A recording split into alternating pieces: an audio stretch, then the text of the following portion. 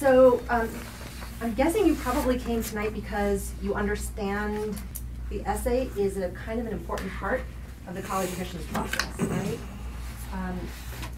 You know that your child, you know, has a story inside of them, and you know they're talented, you know they're brilliant, in fact, and you maybe have a special talent or a special story that they should share in the essay. Maybe you're concerned that they're not spending enough time on their essays, or maybe don't know what to write about, don't know how to start the process, for those of you who are parents of seniors.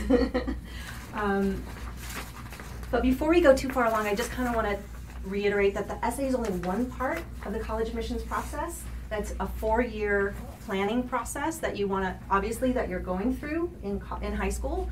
So 9th grade, you can see the checklist is pretty light. 10th grade, and you have one of these checklists on your chair. So take that checklist with you, especially if you're a 9th or 10th grader or a parent of 9th or 10th grader, and use that throughout the 4 years. 10th grade, it ramps up a little bit more. And then you can see that the list in 11th grade gets longer. For those of you who are seniors, know what I'm talking about. You did your testing probably.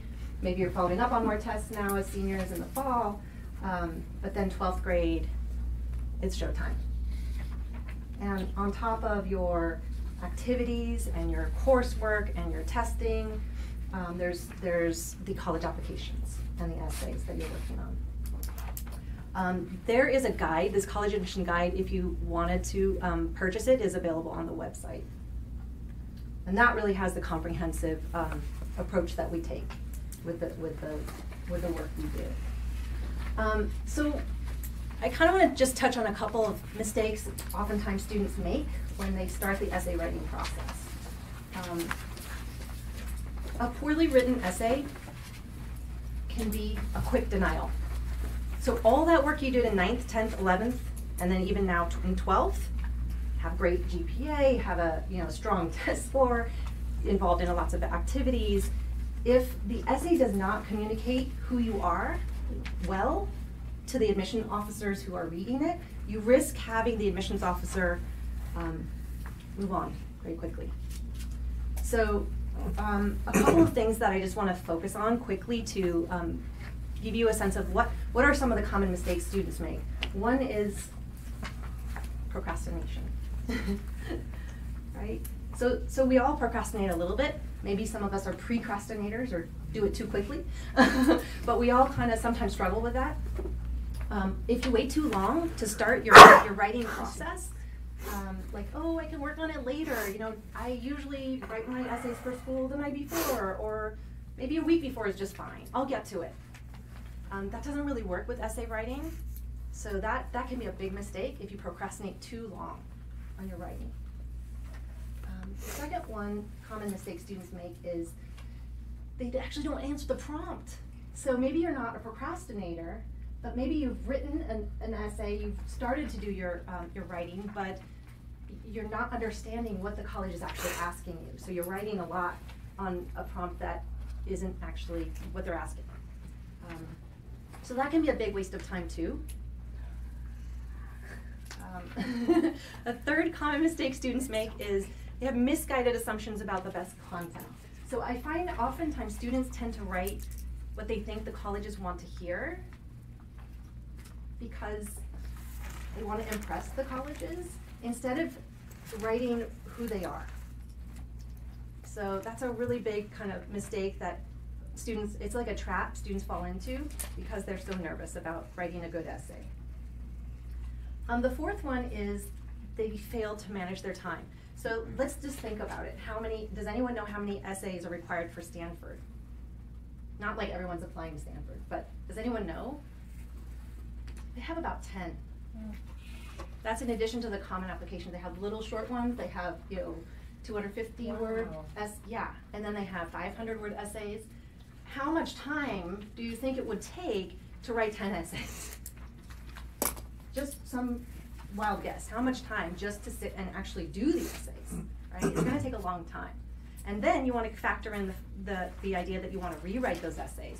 You want to maybe 2 or 3 times, and then a 4th time for polishing, right? So all of that time kind of needs to be factored in. Even if you're applying to Occidental, Occidental has 2 additional 250-word essays.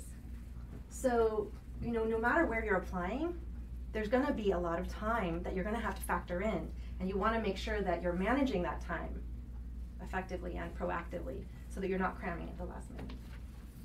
Okay. Number 5, I didn't list number 5 here.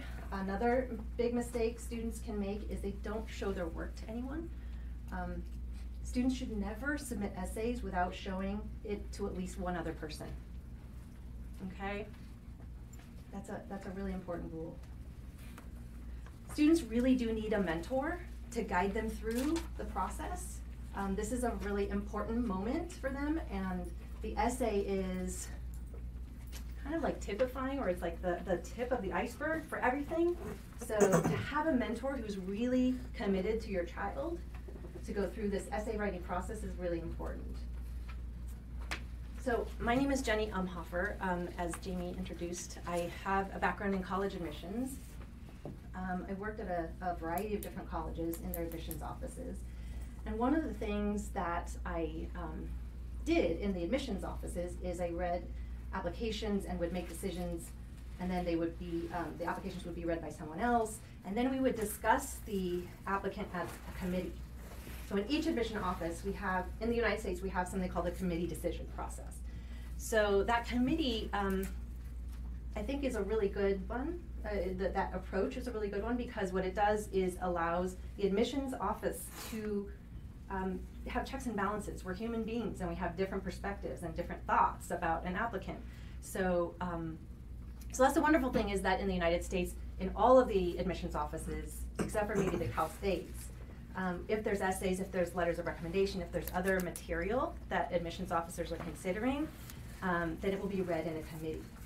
So when I founded Colledge, that was something that I kept thinking about, is how can I bring that committee experience to students that we're working with.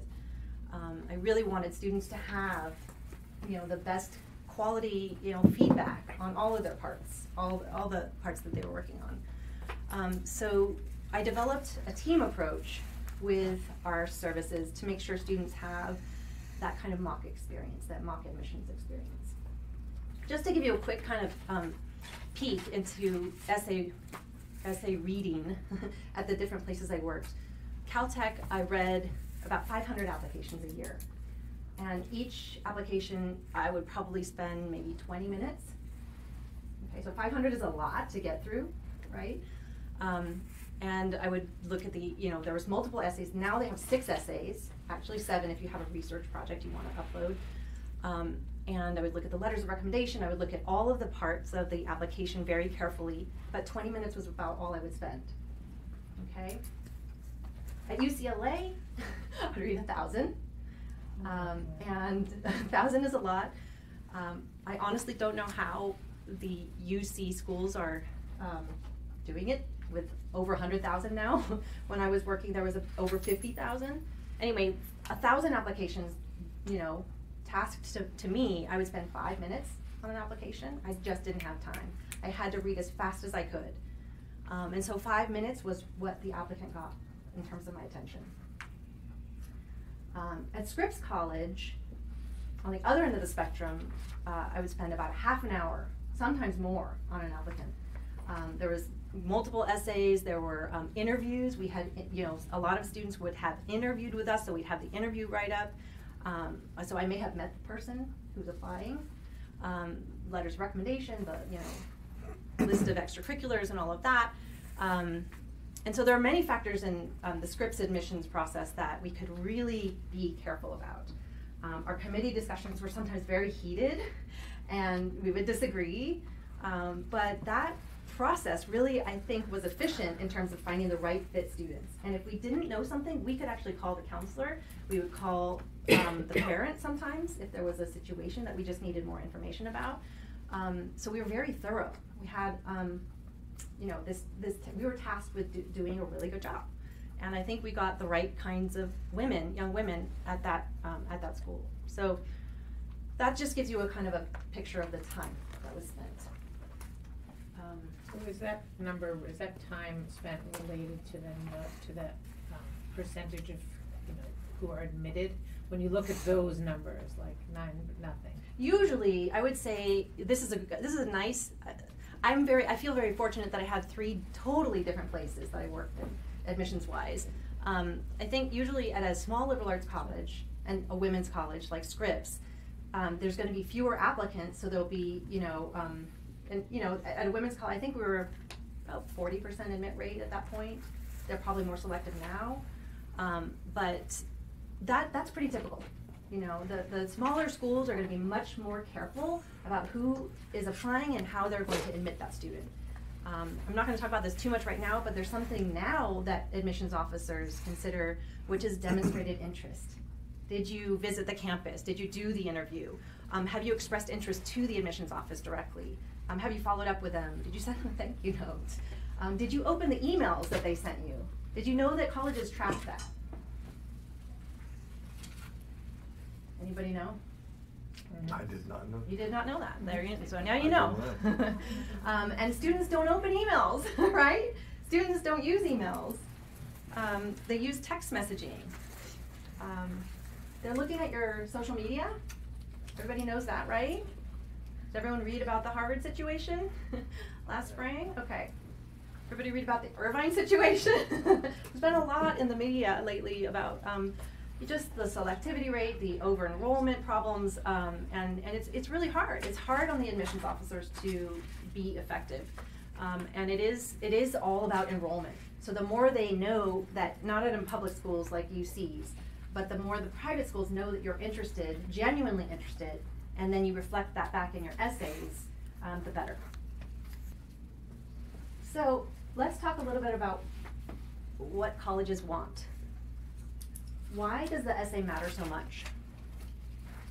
Because colleges need to make quick decisions. Like I was explaining, I didn't have a lot of time to make quick decisions, and they were decisions that could be life-changing, right, for a student. I mean, I think that most of the students who, most of the admissions officers that, are charged with making decisions take that role very seriously and the power very seriously. They want to make good decisions. They want to honor the student's experience. They want to make sure they have all the information to make good decisions. But they don't have a lot of time. It just inevitably, the more applications that they receive, the less time they have, unless they hire more staff. And so usually there's a certain budget for staff, right, in an admissions office, and so the essay is really kind of, I feel like the pinnacle, is the piece that when I would read an application and a good essay would come across my desk, I would get so excited. I would feel like I knew the person pretty well, like I was having a really deep conversation with them at my desk in my office. When the essay really resonated, that's how it felt to me. And then I would sort of run down the hall and tell my colleagues about, oh, we have to read this application. This young student would be a great contributor to our campus. So that's why the essay is so important, because even if you have these great grades and great scores, if the essay isn't reflecting something meaningful, something about you that is interesting, it's just going to be hard. So what do colleges want the essays to reflect? They want your authentic voice. Okay? They want the essays to be well written. They want them to be concise. We help our students with, like an intro, like a grabber, making sure they grab the reader's attention. But that's only after we develop content. So they want it to be concise. When I was reading applications for UCLA, if the essays weren't grabbing my attention in the first 2 paragraphs, I might skim the rest. So that's your opportunity. Those beginning moments are really important. The colleges want the essays to reflect something meaningful, like I said about you. It doesn't have to be, so grandiose. It can be very small. But something meaningful about your life experience. They want the essays to show that you're an original thinker. Okay, you have some original thoughts. They're interested in reading essays that show that you're a contributor. Okay. okay? In fact, some of the essay prompts will ask, what kind of contribution do you think you'll make? You know, in so many words. What are some of the things you'll bring to the campus? And what kinds of things are those? Because, you know, not everybody could be that brain surgeon, but what kind of things? I mean, good friendships, good relationships with professors. Yeah, hard work. I'm a team player. I work well with others. I'm involved in my community, and I'm interested in joining these clubs and organizations because I believe in their mission, and I would love to take on more leadership. Or those are the things. My spirit of working hard. I mean, there's so many things that students can contribute without it being like the captain of the football team, and I'm gonna, that's not necessarily what they're looking for. But they want contributors. They want students who are givers. They're not really interested in takers. So a lot of times students will write essays that are, well, at USC, I will get A, B, C, D, E, and you'll be able to give me all these great things. Whereas really a better essay is, I've been involved in X, Y, and Z, and I'm so excited about USC because I discovered that there's this exact program or this exact major or this faculty member that could help me continue that in that vein. So does that make sense? It's a little different when you phrase it as a giver versus a taker. In the essays, they're also interested in students who are hardworking and who don't give up. I don't know if you've read that book, Grit. It's a wonderful book because everyone has the potential to work hard, right? Okay. So how can you capture who you are in words? This is really where it becomes sometimes very difficult for teens because most teens have learned to kind of turn off their authentic voice. I mentioned that was one of the things colleges really want to hear is the authentic voice of the student. I think the way our educational systems are set up, students learn very quickly if they want to get an A, they have to do X, Y, and Z. They have to follow the rubric that the teacher is setting forth, right? And even for English class, they kind of understand what the teacher is asking for, so they can get that A, they write that essay in response to what the expectation of the teacher is. So their authentic voice is turned off. They don't really know what they think. They don't know who they are or how they're relevant to anything that they're doing necessarily, because it doesn't matter in terms of the grades, right? So they've learned how to kind of turn it off, authentic voice. Writing, is something that is very personal. And I think it is one of the best things students can do to discover who they are. So I want to kind of read, there's a great book called If You Want to Write, especially for you parents of younger children. If you want to pick it up, it's by Brenda Euland. And I read it a long time ago and I'm rereading it right now. But she talks about a couple things. I'll just read a quick excerpt. I've been writing for a long time and I've learned some things, not from my own long hard work, but from a writing class I had for 3 years.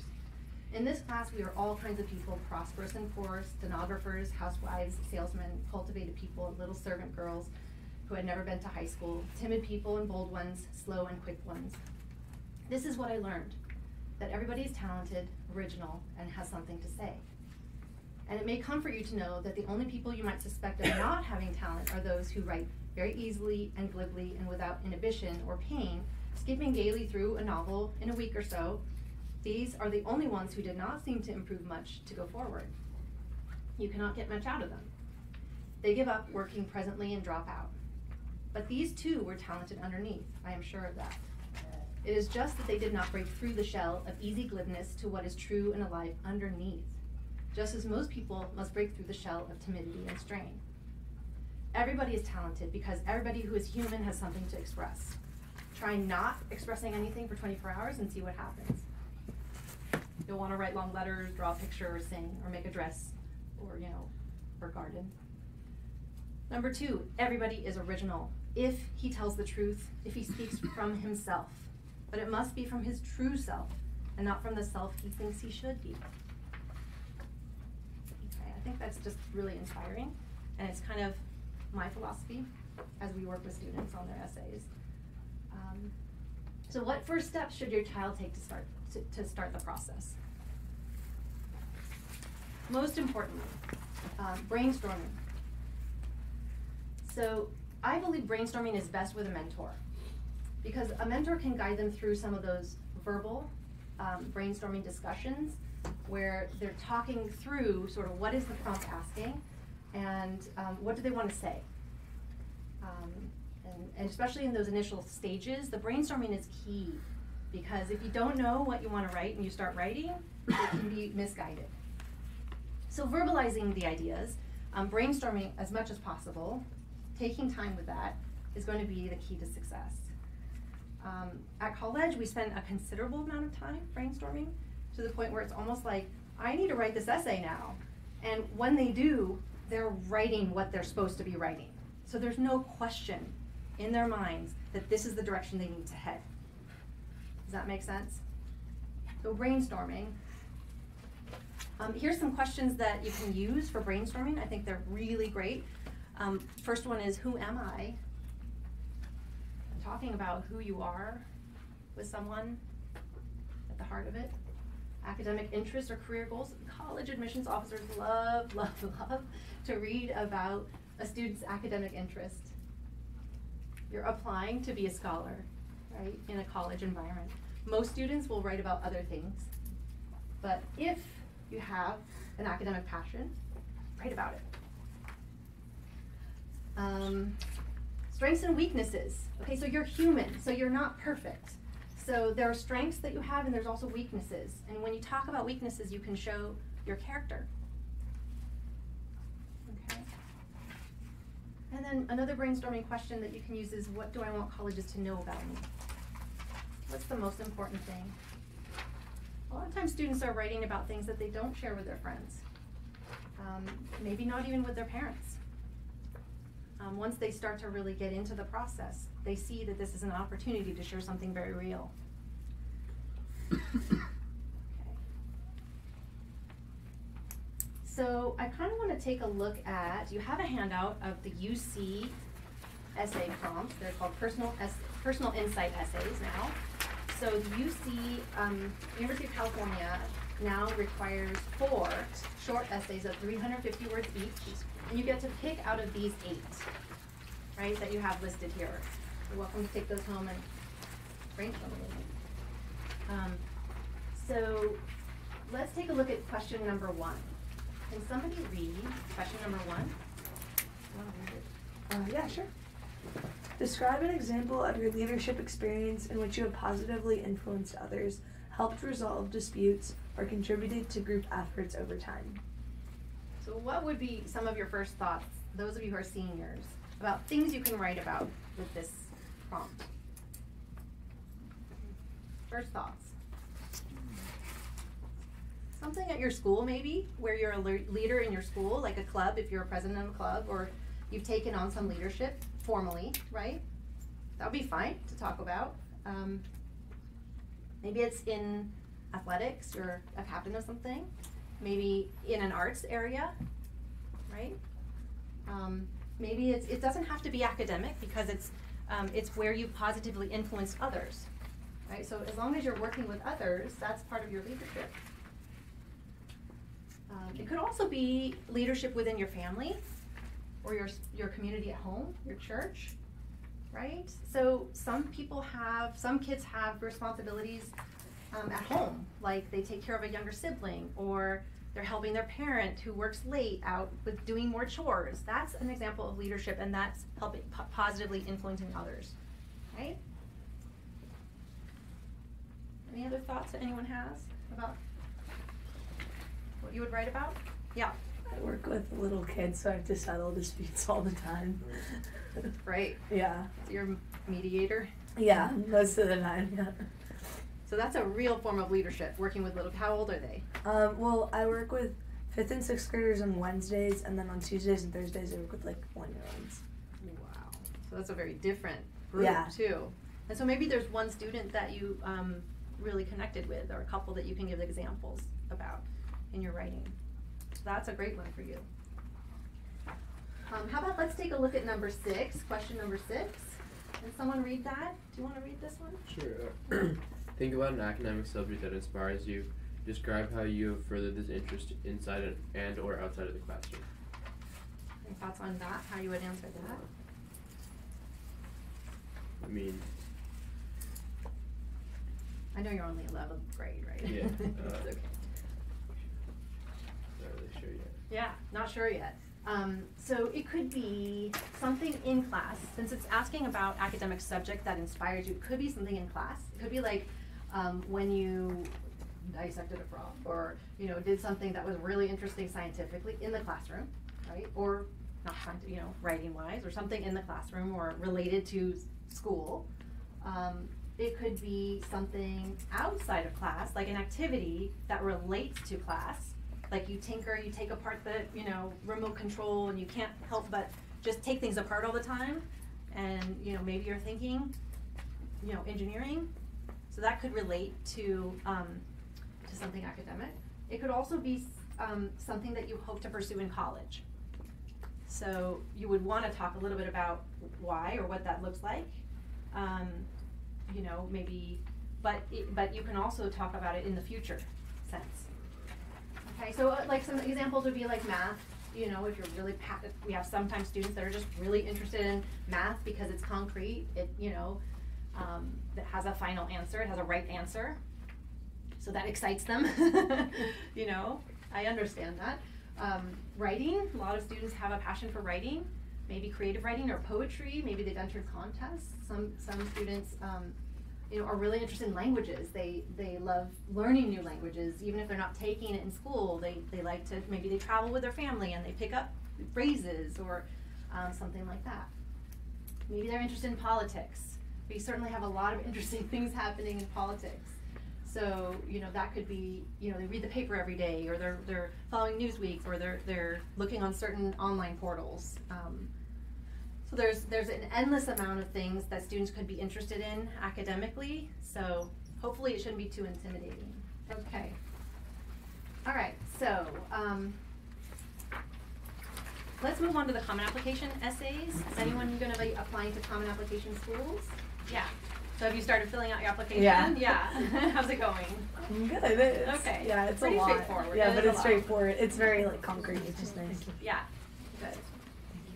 It's good to look at your Common Applications. You know what, juniors also and sophomores, if any of you are younger, you can fill out the Common Application now, and it will roll your information, like your profile, your personal profile, your family, all that information will stay and roll over to the year when you apply. So you can do that now. The nice thing about doing it now, the reason why you would want to do it now, is because you can look at the prompts that they're asking right now of seniors and get some ideas, start brainstorming, thinking about what's to come next year. So, can I just have a couple volunteers? Why don't we go around, if you don't mind, just let's read the prompts. Let me start with you, sir. Do you mind? Number 1, can you read it? Yeah. Can you read the board, sir? Some students have a background, identity, interest, or talent that is so meaningful they believe their application will be incomplete without it. If this sounds like you, then please share your story. That's very broad, right? Anyone could write on that, I think. How about number 2? Can I ask you to read? Oh, okay. The lessons we take from the abstract encounter can be fundamental to later success. Recount a time when you faced a challenge, setback, or failure. How did it affect you, and what did you learn from the experience? So failure, that's a failure essay, and what you learned about it, right? How about in the back? Can one of you ladies read number 3? Sure. Reflect on a time when you questioned or challenged a belief or idea. What prompted your thinking? What was the outcome? So that's really someone who's taking a risk. It's about risk taking. Number 4 in the back. Do you want to read that one? Me? Yeah. Describe a problem you solved or a problem you like to solve. It can be an intellectual challenge, a research query, an ethical dilemma, anything that is of personal importance, no matter the scale. Explain its significance to you and what steps you took or could be taken to identify a solution. So this, again, you can make it small. It can be very small. It doesn't have to be huge. It could be big. Some students are grappling with very big ideas, but it could be a very small problem, like parking problem at my school, or you know what I mean? It could be very small. About next to you. Do you mind reading? Uh-huh. Discuss an accomplishment, event, or realization that sparked a period of personal growth and a new understanding of yourself or others. Yeah, so that is an extracurricular activity type thing, right? Or it could be a moment in time, right, where you discover something about yourself or other people. How about number 6? Do you want to read number 6? Describe a topic, idea, and concept you find so engaging that it makes you lose all track of time. Why does it captivate you? What or who do you turn to when you want to learn more? I love that one. We all have these sort of hidden hobbies or loves, and that's wonderful to share. Okay, and then do you mind reading?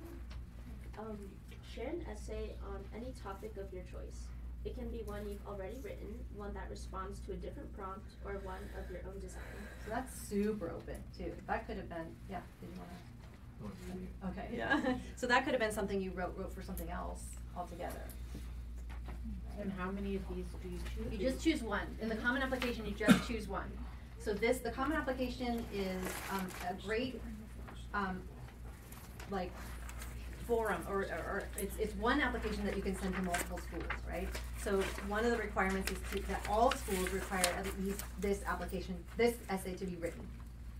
Okay, so you have a lot to choose from, but it's up to 650 words. So it's like a substantial piece that you really want to make sure it's a general enough essay that represents who you are to all of the colleges you're applying to in the common application membership.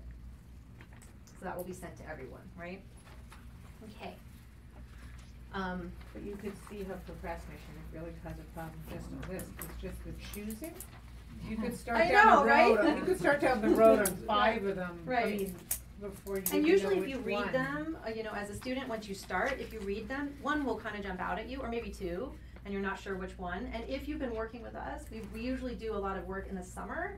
We'll do like UC work, there's 4, right? So you've got 4. And if we do, like all of our students are now done with at least 1 or 2 drafts of their 4 UC essays.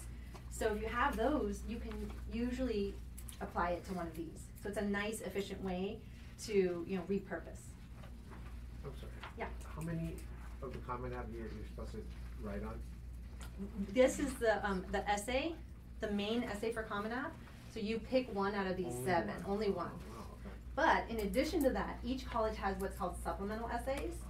So that's what I was saying about Stanford and Occidental. They all have extra essays that, so if you want to go on right now and take a look as juniors, what they're asking the seniors to write about supplemental essays, that's where you're going to see, oh my gosh, there's 10 essays. Oh, there's 5. That's a lot of writing. And are each of the colleges, do those ever overlap between all the schools with all these? Not usually. The supplemental essays, there's things you can do to reuse your writing a little bit, but usually I find students need to refresh every one of those supplemental essays. That's why the time management is so important. Because they're asking, the reason why they do these supplementals is part of that demonstrated interest thing that I was saying. They want you to reflect back something about them that you know to be true. Why are you interested in attending Smith College or Wellesley? Wellesley has their top 100. What of the top 100 do you most identify with? So you have to spend some time really understanding who they are. You have to spend some time really understanding who you are. It's picking like a mate, picking like, the perfect person, right? They want you to be thorough. They want you to be invested in them. So those supplemental essays can be tricky for students. How many words for this? Up to 650. 650. Yeah. Okay, so let's talk about number 2. I kind of like this one a lot for students. Some students are naturally inclined to write about, some students just don't want to write at all about failure. It's scary. But if we look at this prompt, it has some really interesting opportunities, because when students talk about failure, as long as they talk about the lessons learned, which is what did you learn from the experience, as long as they don't just hang on the failure, it can really show the growth process that the student has gone through. Now, I want to give you an example of a student's essay This is Becky. This is just her intro paragraph to this prompt. And she wrote about failure. And does anyone want to read it? Do you want me to read it? I'll just read it. To be human is to be flawed. Such is the world in which I live, one that thrives in the imperfect. Life is never quite the smooth, paved road you anticipate it to be. Often I stumble, I fail, regardless the effort I put forth. Yet in my failure, I have found great strength, for I have seen my capacity to move forward, a wiser, more confident individual. To misplace an assignment would typically seize me with panic, yet I have learned to accept my mistake, accept the imperfect. To not be consumed with failure, but the success that is my ability to overcome it is the world in which I live, a world I love. It, however, has not always been this way. So then she goes on to give examples of what the past looked like. What do you think of this one? A good setup. Good start. Yeah, it's a pretty good start. We thought it was a great start. When we saw this essay, we thought she's a really good writer. She knows herself enough to speak honestly. It feels very truthful. We thought it could be a little better. And because she was such a great writer and she was open to our feedback, James, our essay specialist, worked with Becky on something called show, don't tell. So do you know what that means, show, don't tell? So right now she's kind of telling us about her failure, or what her failure looks like, but we wanted her to kind of show it in a writing sense, because the more detail we can see, we get inside of her world. So James actually had her rewrite the intro, just the intro, and with this show, don't tell in mind, and with more detail, it helped us see, a little bit more. So let's just read the second draft that she did. Rummaging through my backpack, every folder, every binder, I realize I have misplaced an assignment the teacher has just asked to collect. While my instinct is to panic, rather, I draw a deep breath, close my eyes, and calm my frantic state. It is in this moment that I decide to accept my mistake, to accept the imperfect. I then use the situation as an opportunity to learn and grow, to not be consumed with failure, but the success that is my ability to overcome it, to embrace life for all that it offers, is the world in which I live, a world I love. It, however, has not always been this way. I don't know, I get kind of chills when I read that. You also live with her in the moment. You do. And you're like with her in the backpack, rummaging through the assignment. You want her to find it. But if you put right after learn to grow in comma, and I told the teacher my dog ate the homework, I think that would really. Do you think that admissions officers would like that? Yeah, I lied through my teeth and then learned that life does not work. That could work, or it could not. But so you can see how a little bit of guidance, a little bit of feedback can go a long way in terms of her effectiveness to communicate to the reader. So Becky, she could have submitted the other one, and it would have been fine, right?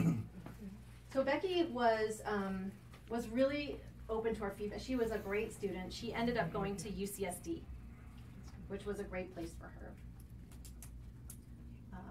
How many words is that up there? That one is about 200. So you can see, like, maybe for 650. Way there. Yeah. And so, but once you have the intro, that's the thing, is we have the grabber. We're already interested. So now she just needs to give us the examples, the support, right? So it looks like with that, I'm counting the words right. So it'd be the middle paragraph and then the conclusion paragraph. So it's not that.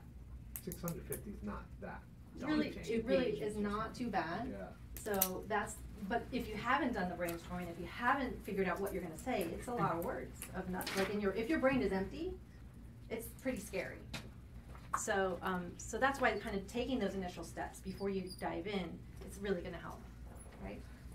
Okay, so qualities of a successful essay. I would say start early, right? I think summer is ideal. Beginning of summer. Those of you who are seniors, if you haven't started, now is a good time. Brainstorm. I think brainstorming is the key to success. No brainstorming with mentor equals, to me, no direction, right? And it's usually unproductive writing. Number 3, figure out your message. What is it that you really want to say? Sometimes students do write a draft, and then they figure out what they're trying to say, and they're like, oh, there it is in the very last sentence. Let me scrap all this and put that at the top and start from there, you know? I don't know, does that happen to you? Yeah, okay. Now figuring out your message is really, really important. Small experiences, explore small experiences like the rummaging through the backpack, right? You are enough. Your experience is enough.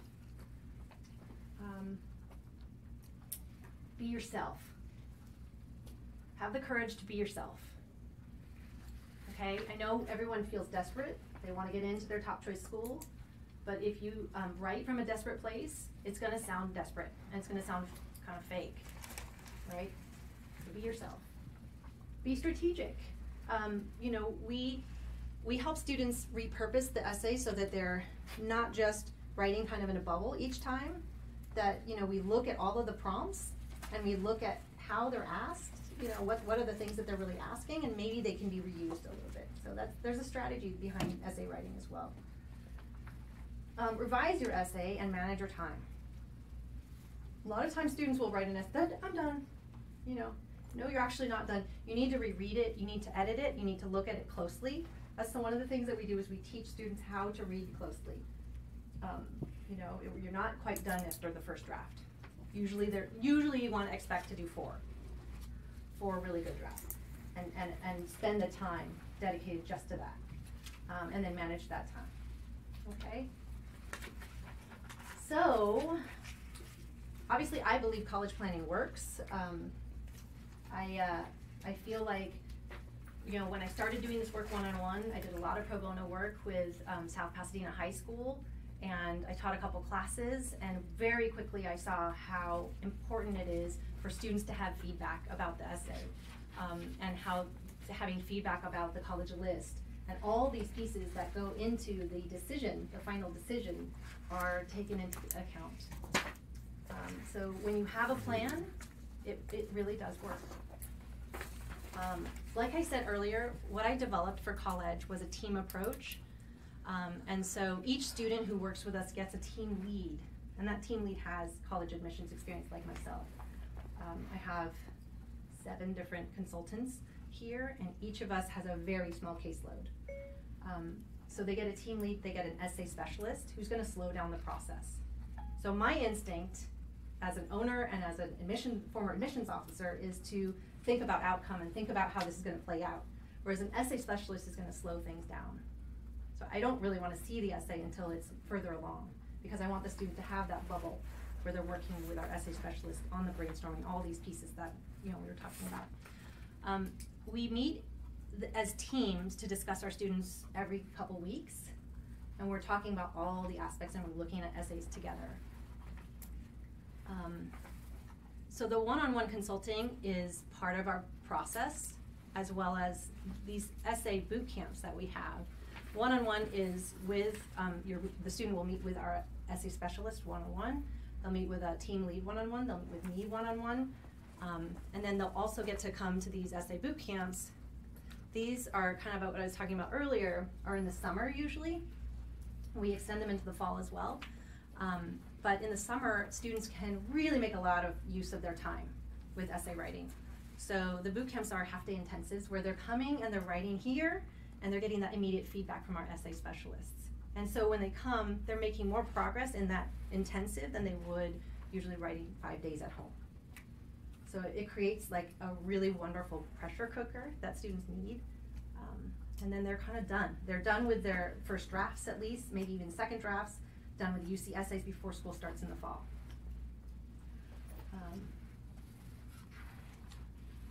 So I want to talk a little bit about Peter. So I have a couple of students I wanted to share with you.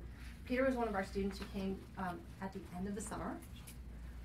His parents were really concerned that he wasn't making progress on his applications and his essays, and they just needed help with to refine his college list.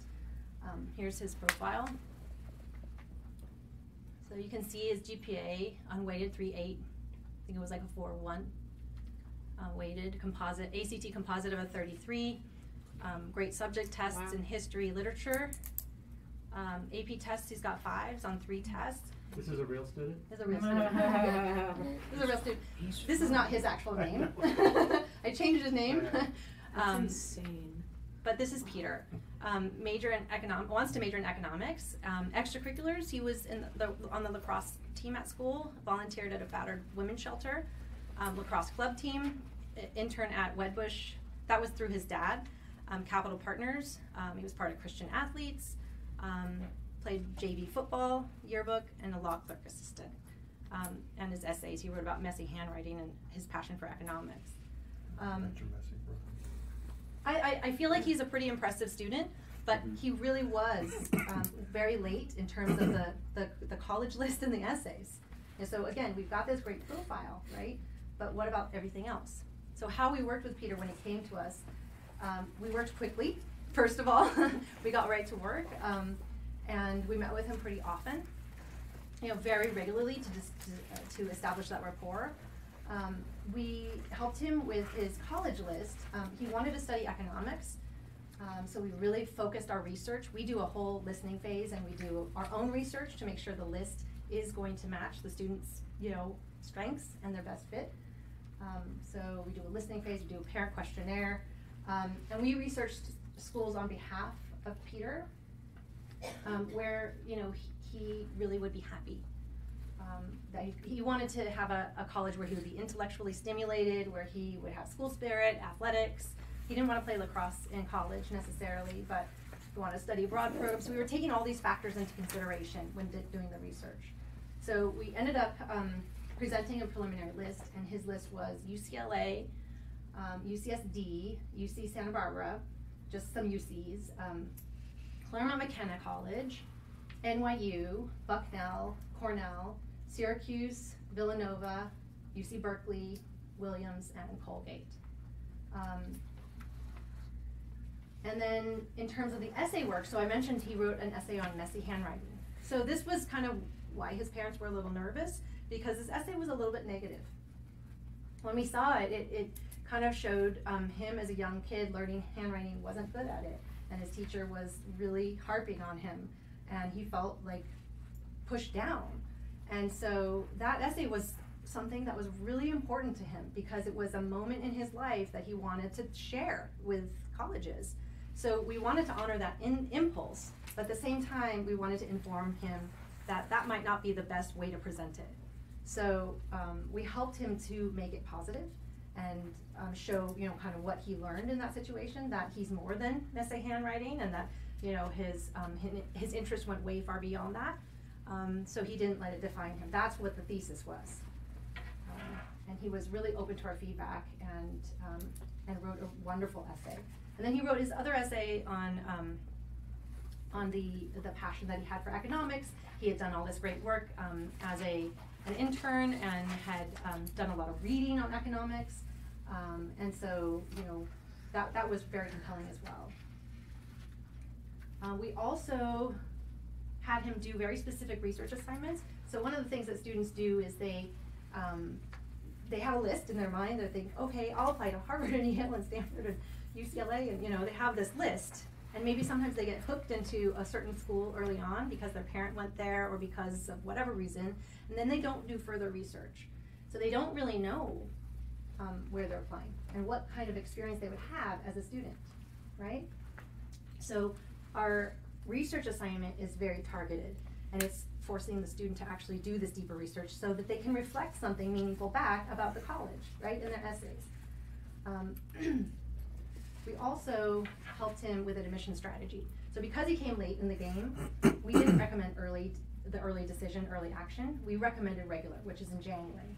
So we really helped him with the time management piece, and we made sure he was here at least once a week with us. And so that admission strategy allowed him to do a lot of the work in a timely fashion, and then submit early before the deadlines. Yeah. Remind me of when that application deadlines are. So they're November 1st is the early action or early decision deadlines. Some colleges actually are earlier than that. The UK schools are October 15th. Georgia Tech early is October 15th. Sometimes they're in October. Usually November 1 is the first deadline. November 30th November 1st through the 30th is the UC deadline. So a lot of California kids are looking at UC and Cal States. That's November 1st through the 30th. And USC's priority deadline is December 1, right, the next day. And then January 1 is typically the regular decision deadline. But sometimes colleges extend it through mid-January, even to February. Depends on the college. But that's basically the timeline. And the final thing we did was, we were lucky because in his case we had an all-inclusive package. We do have hourly packages, but the all-inclusive package allowed us to do so much more with him in a very short period of time, because there's just a small window of time that we have to work with. So he's accepted to UC Berkeley, which was his top choice and is the class of 2020. Very proud of Peter. Here's a different student that we worked with. This is Carter. Carter worked with us. He started at the beginning of the summer, so we had a little more time with him. And Carter was a great example of a student who was very open to our feedback. It really took our advice. He ran with it, and so every meeting he made the most of it. And here's his profile, just so you get a sense of who he was. 4.8. We don't just work with students like this, so don't think that, you know, we work with average students. We work with students who have a learning disability. We work with all kinds of different students. But these are just some really great students who wrote amazing essays with us that I wanted to share. So Carter had, you know, a 4.0. He had, you know, a decent test scores. Certainly in math, a perfect score. He had great subject tests. And then his extracurriculars were an Eagle Scout, senior patrol leader, National Honor Society president, so he's got some leadership. But frankly, this is, you know, a lot of students have these activities on their resumes. And Carter came to us because he was looking at, he had just discovered he wanted to go into engineering, and he had done he was doing an engineering program at USC. He actually, you know, didn't do anything else besides the engineering program. So you can see that his experience was just that. And he was looking at Caltech and MIT. I think he was interested in Caltech, you know, because it was, you know, has a great engineering program, and MIT the same thing. So he was thinking math, science, STEM areas.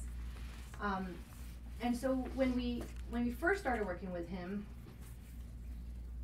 this is his essays, photojournalism and passion for engineering. We started, you know, on the MIT essay. So, does anyone want to read this for me? Do you mind reading it? Sure, yeah.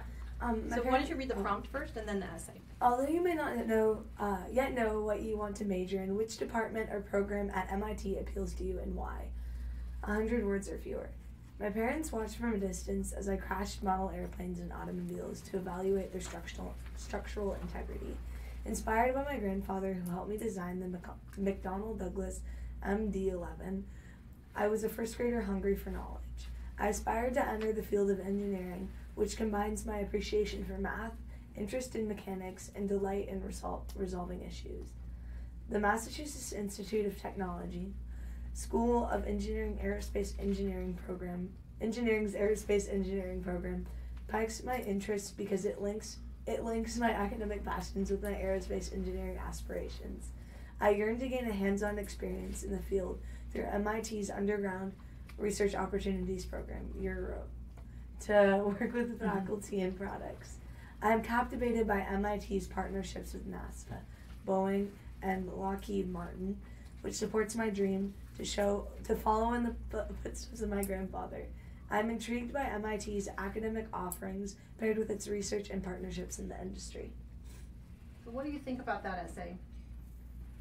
Maybe it doesn't have the piece in it about what he might bring he might do for them. Right, exactly.